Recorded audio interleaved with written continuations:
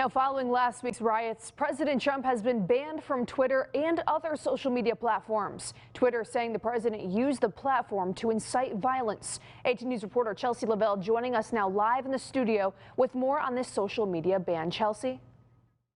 Well, Jordan, recently Twitter was put in a tough spot. In a lot of ways, President Trump's tone hasn't changed since he started using social media platforms such as Twitter as a megaphone. But in light of recent events such as last week's siege of the Capitol, it's become quite evident to tech companies that continuing to give President Trump free will to say whatever he wants on these platforms has led to violent consequences. May Habib is the CEO of Writer.com, and her team has been tracking toxic language on Twitter since the fall election. Here's what she has to say about her research. It's not just rants about a stolen election, things around fraud, even his punctuation, the way that he capitalizes things, that has all gone into the way that we have labeled his tweets as inflammatory or toxic.